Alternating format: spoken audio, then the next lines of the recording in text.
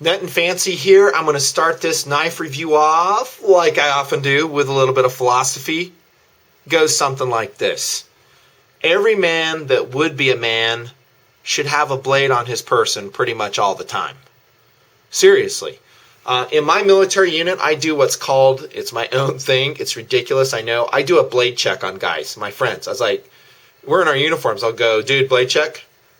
And they know Nutnfancy is asking them, do you have a blade on you? And if so, prove it to me by showing it. Blade check. And, they produce a blade. And I'm not picky what they produce. I mean, a lot of these guys are not knife guys like we are. And they'll show me a blade. I'm like, hey, high five. Cool. Way to go. If they don't produce a blade, then they stand to be ridiculed by me. I'm kind of joking, but kind of not. Dude, if you're a guy, you should have a knife on you whenever possible.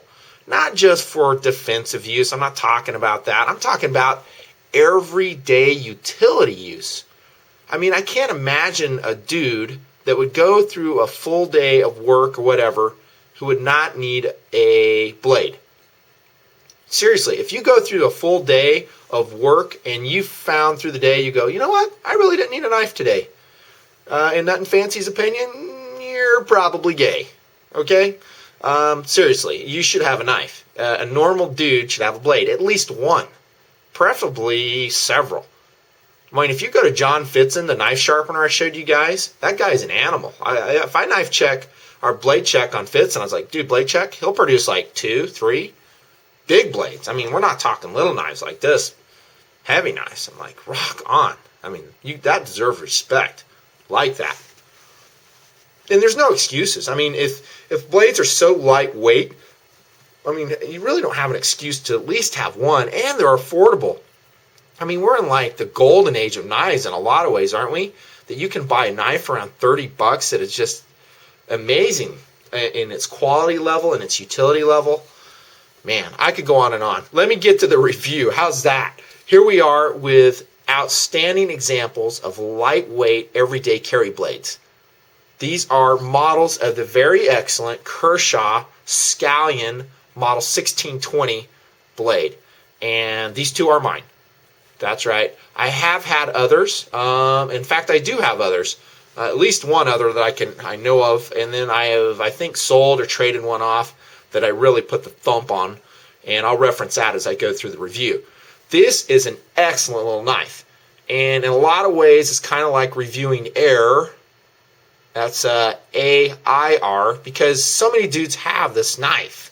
And you'll see them in the comments section. They'll tell you their experiences with it. And I pretty much can guarantee it's favorable, because it is a very well-designed, very lightweight, beautiful knife too. Good-looking kin onion design. However, in my reviews, I don't pull punches. And we're going to look at this critically in the two kinds of cool. First off is utility. Second is just collectibility, intrinsic value, enjoyment, whatever you want to refer to it as. Let's start off with utility. Of course, the POU on this knife, which color do you guys want to watch most? Let's go with the OD. Isn't that a cool color? I'm kind of jumping ahead. I love that OD color with the black. Wicked. Limited edition. Sorry, suckers. I think it's gone. Probably might find one on the secondary market.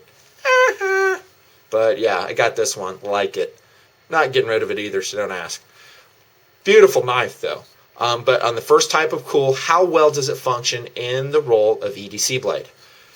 Pretty darn good, if you ask me. However, I'm going to stack it up against, in this review, the quintessential lightweight EDC blade, which I really love and have previously reviewed, very favorably, I might add, the SOG Flash 1, SOG Flash 1 knife.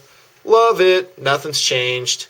Why is that? Well, where do I start? 1.2 ounces, adjustable pivot, full flat grind, decent blade steel, ideally designed pocket clip, not intrusive, buries low, invisible weight. I mean, the thing is so lightweight, you just forget you have it on you. Well-designed thumb stud, adequately thin blade that slices just superbly, and even more. It is a great blade. Scallion has many of those same features. It is slightly heavier, The shown weight on it is like 2.3 ounces, I believe. However, mine weigh out around 2.7 ounces, and that's the weight I'm going to go with because I've shown it on my own digital scale, 2.7 ounces. Is it that much of a difference between the two knives? It just depends. You know, I'm pretty careful on my weight when it comes to this POU, which is lightweight EDC blade. I'm big on a very lightweight knife. However, not a real meaningful difference, an ounce is what we're talking about. Let's start with the blade, though. That is a very organically shaped blade on this Ken Onion Scallion. And good looking, yes.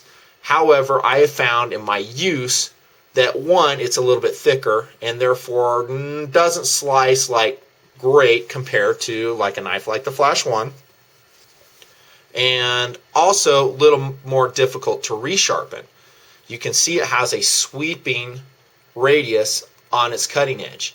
When we sharpen those knives, we need to have the knife edge perpendicular to our sharpening media as we go. And that means as we go down, you're going to have to rotate the blade to keep it in that perpendicular fashion.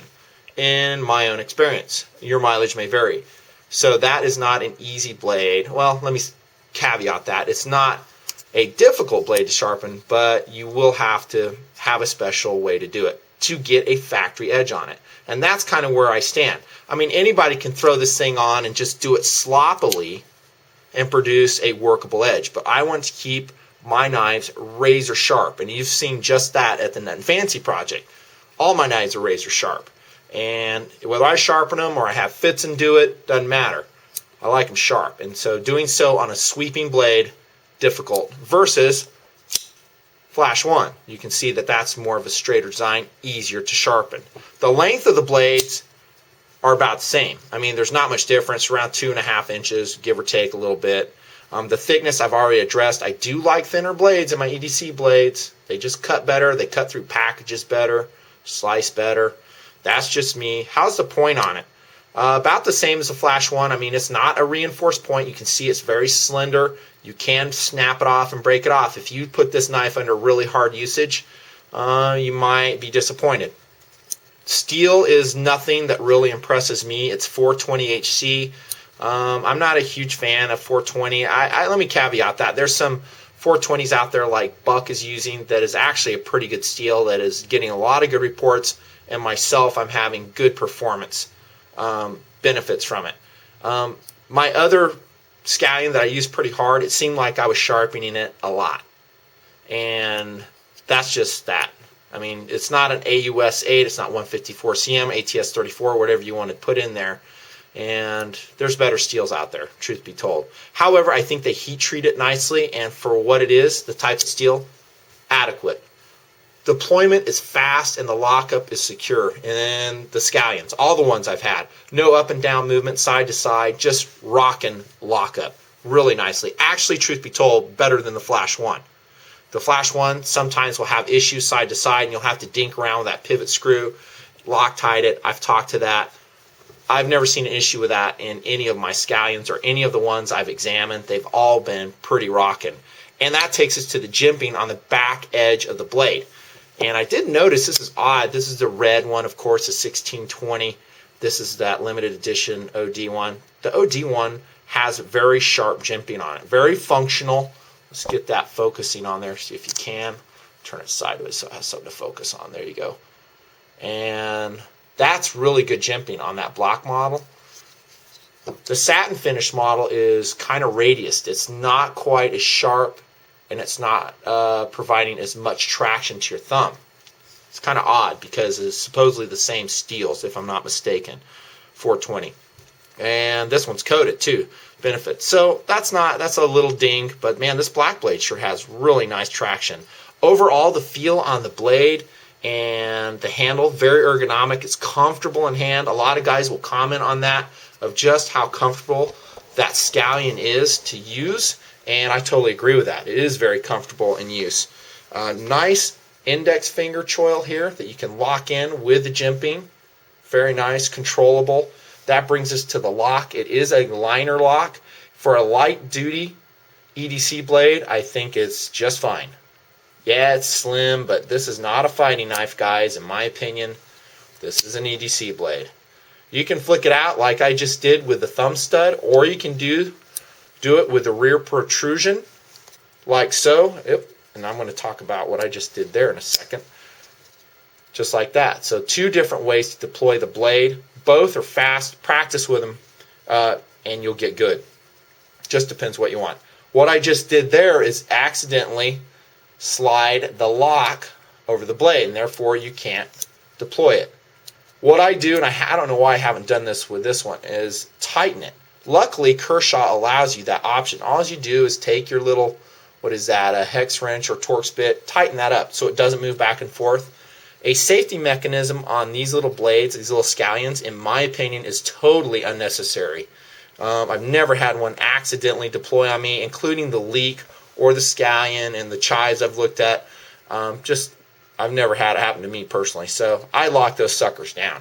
And you know what? Same thing I told you on the flash. I super glue those locks so they won't actuate. Because if you don't, you're constantly going to be fighting that. You're going to be trying to deploy your knife. Oh, crap, the lock's on. Yeah, I forgot about that. It sucks. It's ridiculous. You don't need that. How's the pocket clip on it? Well, I really wish they would give us the option of going tip up, tip down. They are forcing us with a tip down carry, which I've said many times.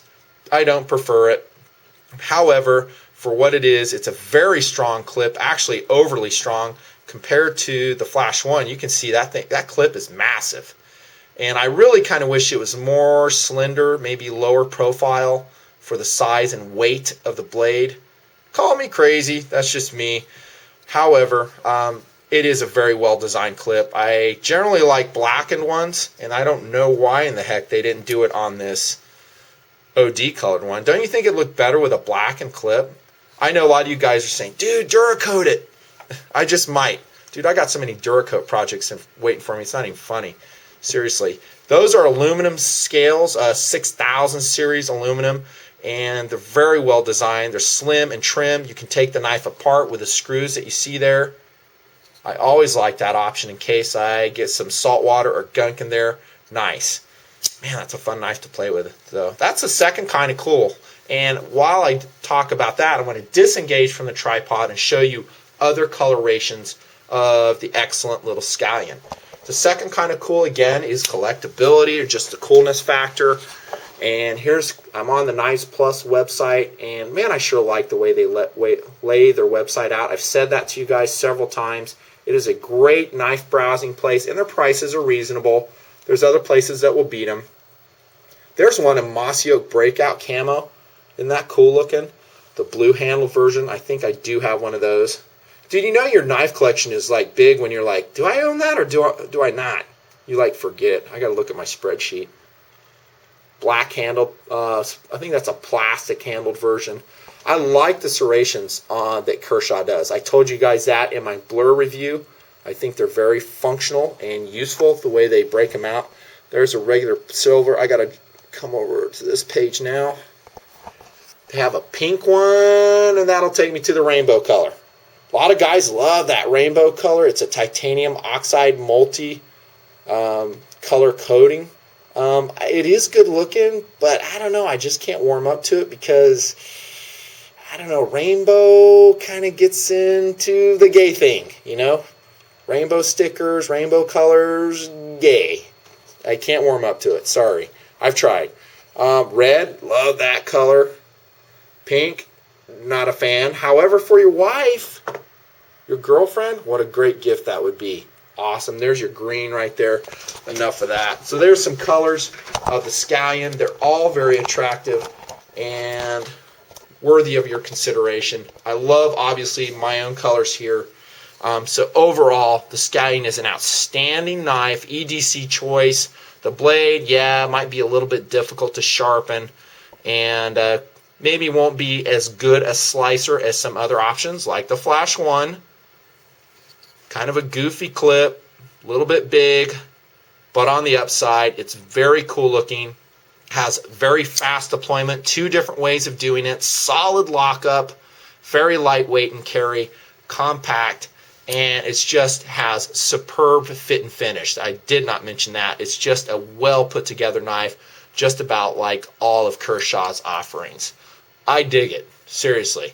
However, these two probably will not see a lot of hard use, and I'll just hand them down to my kids. What do you know? Nutnfancy with another knife review. Thanks, guys, for tuning in. The ratings, the support, I can't do it without you.